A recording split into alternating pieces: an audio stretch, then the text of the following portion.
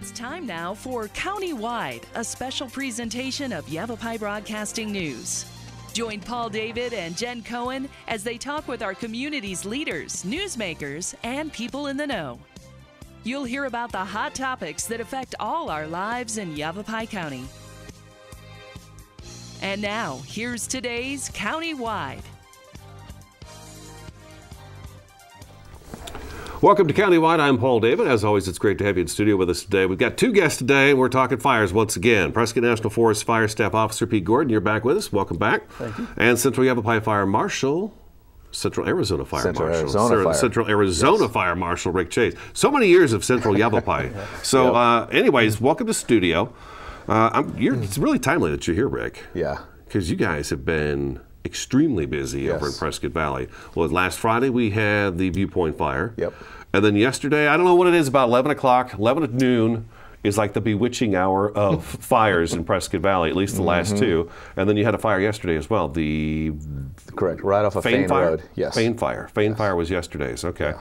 So there's kind of a common theme, and I've noticed over the last week we've been doing news stories, and it seems like we're seeing the same kind of thing happen over and over again. You guys can't say it's happening, but we've talked about it, the One Less Spark, One Less Wildfire campaign, and that is cigarette butts out the windows, can't have that. Dragging chains. Yeah. And I know you guys don't know exactly what the cause was, but it seemed to me that last week we had the 11 fires in Prescott, and it looked to me like it was one of those things where I guess it could be a catalytic converter possibly being kicked out the tailpipe, the hot clay, or it could be a chain dragging down the road or something dragging down the road that's kicking sparks off onto the side of the road. We've had a lot of fires on the side of the road in the last week. Is that right? Yes. Yeah. Yeah, we had, in fact, the one at the Viewpoint fire, there was 3 separate starts on that one, all along the side of the road. So again, you know, without being 100% sure on it, about 99% sure that typically that's it tells us the signs of chain dragging, just because of the fact that it's on the sides of the road. And when I hear that, it's one of these, it's just carelessness. Yeah. That causes a fire like this. And we lost homes. Yeah. I mean, and that fire exploded. I mean, National Weather Service, I think they put out a tweet like a couple hours into it where you could actually see the glow from space. Wow. From that fire in just a matter of a couple hours. It's just tall grass out there. Yeah, it's all grass, you know, and it was very wind-driven. It was very windy, as we know, that day. True. Yeah, red flag conditions, and so the winds were really blowing it quickly. Those fine fuels, those flames will just go very fast. You know, we had all the homes in the Viewpoint subdivision, and then as the fire went, you know, kept moving towards the north, you've got the Paquito Valley subdivision there. And so it was a high concern, you know, with evacuations in place. And, you know, driving there afterwards, you can just see how the fire wrapped around these homes. And here's a home sitting right in the middle, surrounded by black, you know. And basically what we observed is that a lot of folks had their grasses trimmed, mowed down, and that really helped prevent those flames from reaching their RVs, their you know, all their toys that they have around their house, as well as their homes. So it shows that just simply mowing those grasses and getting yourself that defensible space really helps protect your home. Okay, so you saw some of that out there as well. Well, that's good news. Now, do we know if the folks who lost their house, did they have defensible space or not, or just a, you know, that a roll of the dice, and your house just happened to be the one that was in the way the most? Yeah, that one there we observed, it was right on the fire's edge, basically, and so not sure on how the grasses were because it was all, you know, all charred around their home as well. So the guess is that somehow, obviously, the fire, it was close enough to that double white is what it was, that it either was able to catch on fire from outside of their fence or it was able to roll into the grasses on their property. Regardless, I think what I'm seeing this year, and you guys see every year, we see it every year, is that it's pretty much carelessness. I think I saw a number yesterday, something about 60,000 acres in the state of Arizona burned so far this year. That number seems low to me with the amount of fires that we've been talking about, just with we've got the fire over the Tinder fires at 16 or something like that, and then we got the 26,000 one over by the White Mountains and stuff. So it just seems kind of a low number to me. I would think we're way above 60,000. Do you know, Pete? I don't know the total number of acres burned this year, but if the number's low, I think that's attributed, first of all, early season. I think things may change here in the next few weeks. Sure. We'll see probably larger fires, more difficult to control. But I think the low numbers would reflect the responsiveness of the agencies that respond to these fires. We've had adequate resources and maybe a little bit of luck of having resources close by. Okay.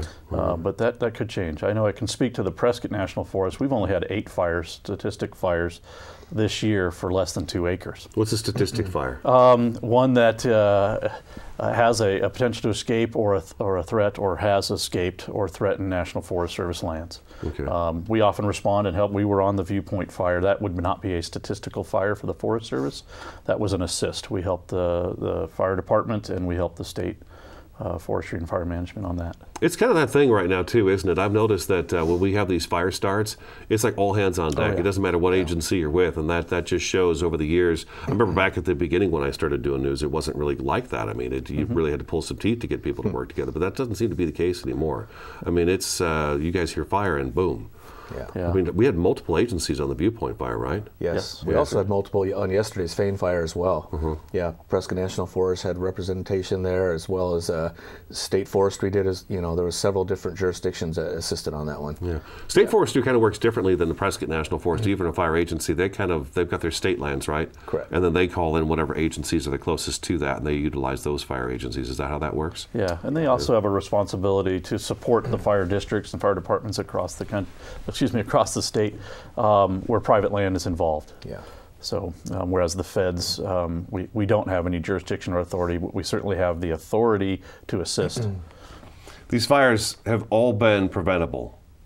Every single one of them, isn't it? Sure. The Viewpoint fire, people lost their homes, people lost their RVs, people lost their vehicles.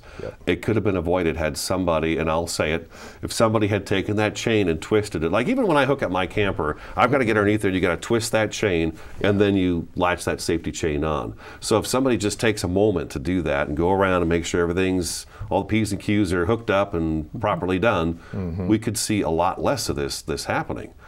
But I looked up our population, it's 7.12 million in the state of Arizona. That's an awful lot of people to expect to do the straight and narrow in this kind of thing. So what do we do?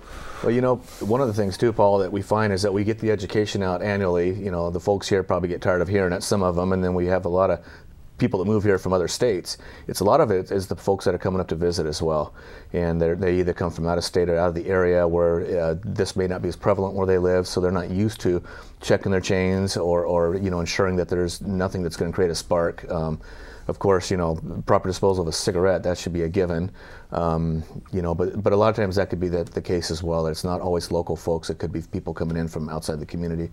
Although we've seen some local activity this year that's been kind of surprising. Just the burning of weeds and brush, using torches. We had a story with you recently about somebody using one of those blow torches to burn weeds, which you cannot use in the state of Arizona, but they sell in the state of Arizona, which is kind of like the fireworks in the state of Arizona as well. What other kind of fires? We had a lawnmower fire. Yes. Lawnmower fire, kick up a rock and start a fire, and welding, grinding. Fences. It's just a matter of common sense. When we're talking about all of our local folks, and whether it's a chain or deciding to get the lawnmower out, we've said this before in some of our joint press releases, is just folks being vigilant and take a minute to think about their actions and what could happen. We want people to defend the space around their homes, but right now, probably not a good idea to mow 8 acres of grass with your bladed lawnmower. You should have done it this spring or winter, and if you have to do work now, consider another alternative, maybe nylon weed eaters. Just use you say nylon. sense. I don't think people realize that some weed eaters have the metal piece that comes out, and I think people hear that and say, that can't do anything. But I've heard people actually riding a horse and seeing sparks come off the shoes on the horse on rocks and stopping and going, oh boy. And I think I told you this story before we started the show. I'll tell Rick and then everyone. My wife was down at a meeting for work in Phoenix. There's 20 people at the table, and she starts talking about the fires that Prescott had last week, where there were 11 down White Spar. It was White Spar? I think it was 89. 89? Okay. Yes. Down 89, there was 11 fires in a row that they had to go put them all out. And she brought this up, and it said it looked like somebody was dragging a chain and it caused sparks. All but one person at that table was baffled by the fact that a spark could start a wildfire. Now, they all live in the Phoenix area. The one person at the table that did know this was a hunter. She hunts. So she spends a lot of time in the forest, so she keeps track of what's going on. So I'll ask you guys this again. Oh, we got to take a break. We got to take a break already. Sorry. I'll ask when we get back. Prescott National Forest Fire Staff Officer Pete Gordon in studio today. Also, Central Arizona Fire Marshal Rick Chase. Stick around, Countywide, back in just a couple minutes.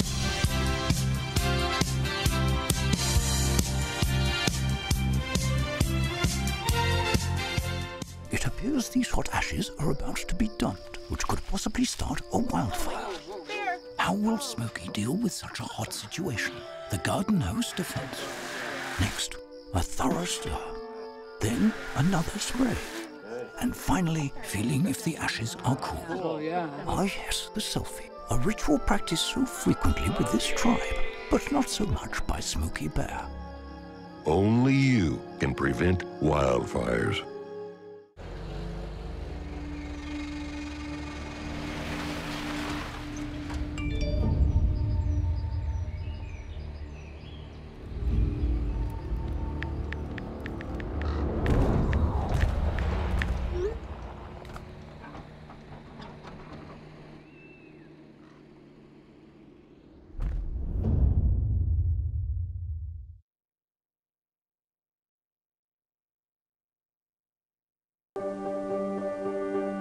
Being prepared is a part of who you are, but it's especially important in the case of a disaster.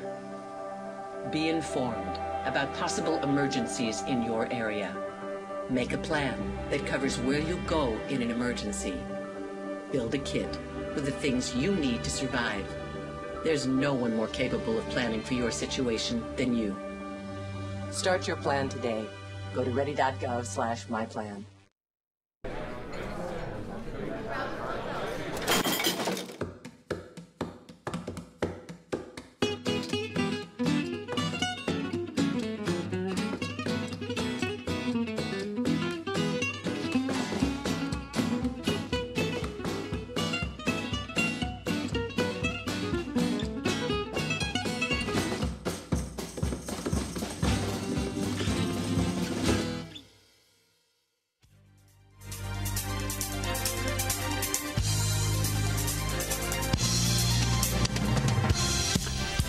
Welcome back to Countywide. Good to have you with us today. Prescott National Forest Fire Staff Officer Pete Gordon and Central Arizona Fire Marshal Rick Chase in studio. The question I was going to ask, and I ask it every time, and to see if maybe we've got some kind of new plan, is how do we inform the southern half of the state, is what I'm going to say, that things are dire up here when it comes to fire season? Well, I can give that a shot. I think one of the things, and we've been trying to do this for years, first of all, we can partner with other agencies that are across the state, forestry and fire management, who we've already talked about. They obviously go statewide. We talk with frequently and partner with BLM, Phoenix District BLM, the Tonto National Forest. That's one of our options. We also try to reach out to Phoenix media outlets, whether Arizona Republic or the television stations. And then there have been, I think we probably could stand a little bit more work, but we've tried in the past to do public service announcements or spots in movie theaters, things like that. Mm-hmm. I have to say, you would have to literally live under a rock this year. This year, I feel like it's been out there pretty good. I mean, we've been talking about it now since, I want to say, late February. Mm-hmm. But as you drive up and down I-17, you see the billboards that say "Ready, Set, Go." There's big, bold, red, yellow, green letters. I see it on Twitter constantly, just Twitter feeds from whether it's Prescott National Forest, Coconino National Forest, Kaibab Forest, to BLM, Arizona State Forestry. That stuff is constantly going as well. Cities and towns, local governments are putting out information about wildfires and what the restrictions are as well. I'm trying to think of where else I've seen some of this. ADOT this last weekend, their overhead signs had stuff about no campfires. Yeah. There's even the side roadside signs, those orange ones that flash the messages. Those are saying no campfires, no charcoal. So I feel like it'd be difficult not to know that you can't have a fire. Do you guys have signage you put up at the start of each forest road when we go into a wildfire season like this, and the conditions and the stages of restrictions? We do. We have several type of signs. We have 4 of the electronic signboards, much like you're talking about, like ADOT, the trailered with the generator and the electronic inverter on it. And we put those up at key locations. The county does the same. ADOT does the same. So we partner with them. And then we have a bunch of the plastic or nylon signs that we'll put up on all the wood posts all over the forest, letting folks know. We even have signs we'll keep up year-round about being safe and responsible with your campfire. But we change those signs when we hit the restrictions. Okay. I got a question for you too, Rick.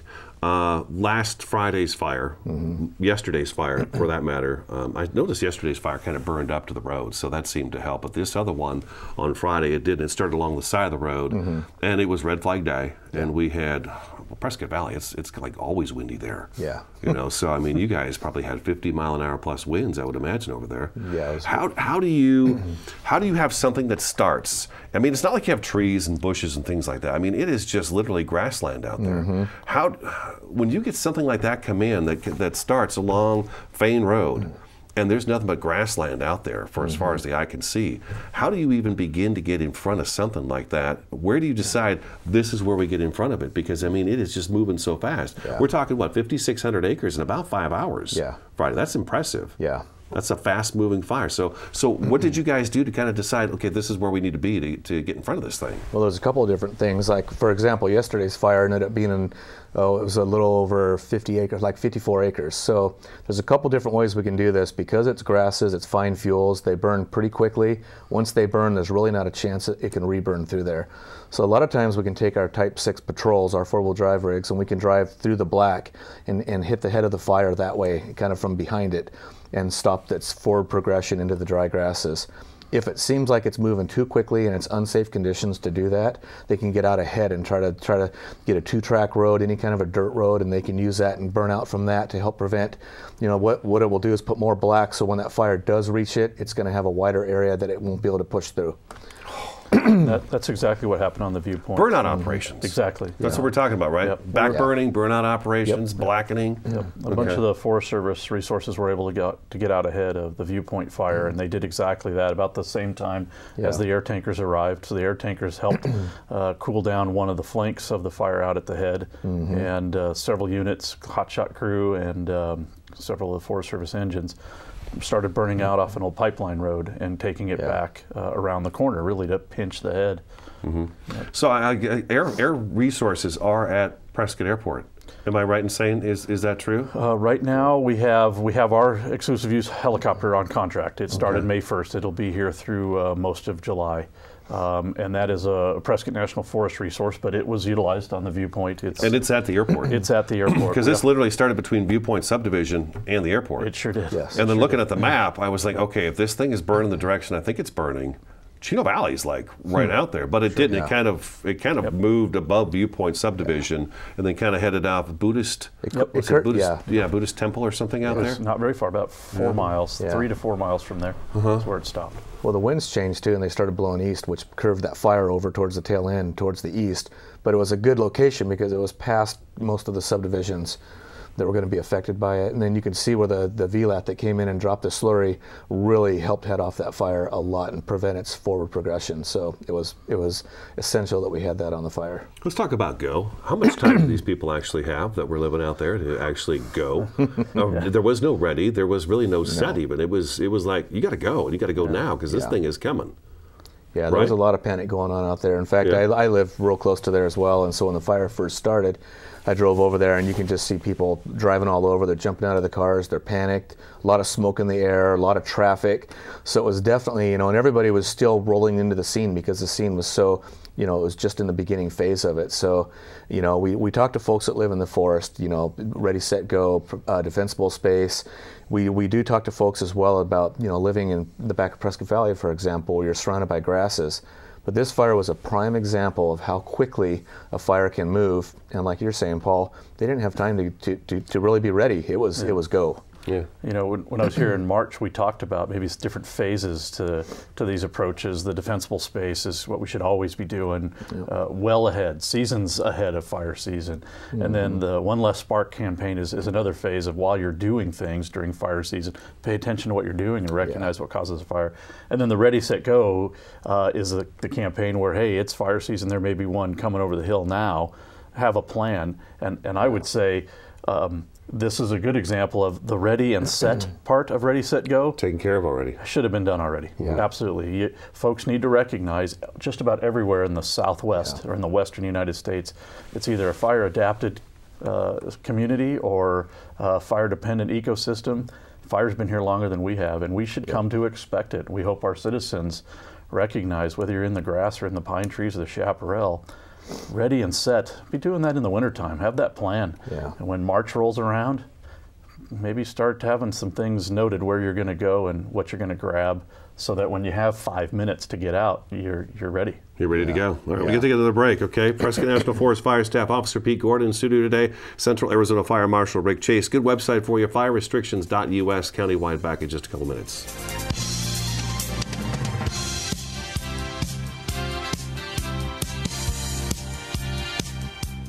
This is Bruce Morrow, Transportation Manager for Cottonwood Area Transit. Remember, we cover the entire Verde Valley and Sedona. Cottonwood Area Transit has you covered wherever you want to ride in the Verde Valley, all day, every day. Take Cottonwood Area Transit through Clarkdale, Verde Village, and from 26 locations in Cottonwood. With Verde Links, it's a quick and easy trip to Sedona every day. Don't forget our connectors to Camp Verde. Visit cottonwoodaz.gov for Cottonwood Area Transit and take a seat. Let's go ride.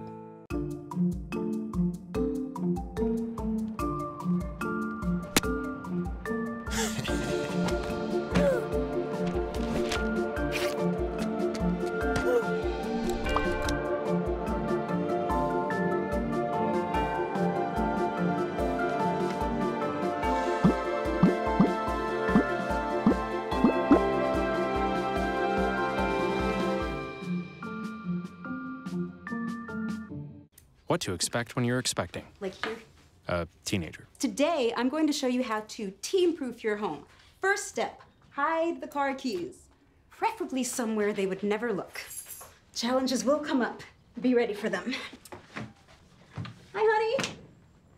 Ready for the... Mom, you don't use mannequins in the mannequin challenge. You don't have to know it all to be a perfect parent. Thousands of teens in foster care will love you just the same.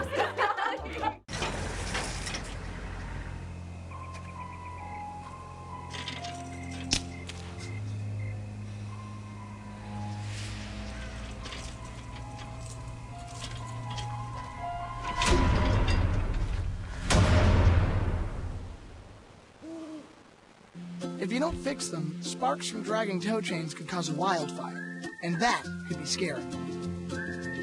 Smokey. Only you can prevent wildfires.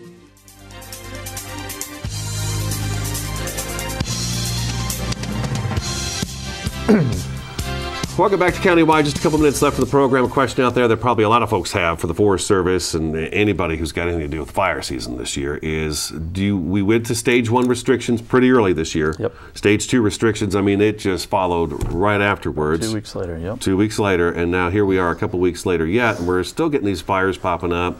Probably maybe campfires out in the forest, could be transient campfires in the forest. And then, I don't know that we can really do anything about the fires along the highways and stuff like that. They're just happening. We just got to hope people don't throw their cigarette out the windows. Their vehicles are in good maintenance, good order. Yeah. Even crashes can cause these things. A car rolling will cause sparks and stuff. So, I don't know about that. But a lot of folks are probably going, hey, Pete, when are we going to close the forest? When does that stage happen? At what point in time does Pete Gordon say, okay, we got to close the forest? So there'll be a lot of factors that will drive that decision. I think it's safe to say we've been really talking about the possibility of that happening across most of the forests, if not all the forests in Arizona. Going back a few months ago, just recognizing the lack of winter precip and the conditions that we're likely to see. Fast forward to now, and certainly we're trending that way. I can't say for sure that it'll happen, but I'd say if anything, in the looking at the last decade, this is probably a year in which there'll be either partial or full closures on some, if not all, the forests.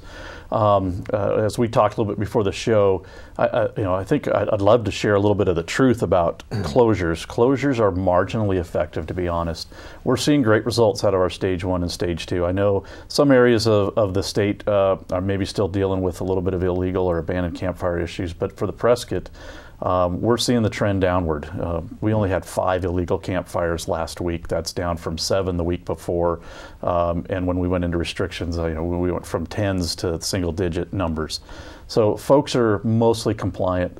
The closures get they're kind of ineffective in that they don't prevent the ones we've just talked about. And most of our fire occurrences, we get very few that come from a campfire, rarely from a campground. And most fires are started by coming off of private, some of the activities we talked about, burning or mowing or welding, or my trash barrel got out of hand, or a roadside fire. We just don't see a whole lot coming out of the middle of the forest. They're expensive. It takes quite a bit of financial and personal resources to enforce, and we're limited. I mean, the forest is very porous. We can't close every access point. We don't have enough gates or barricades.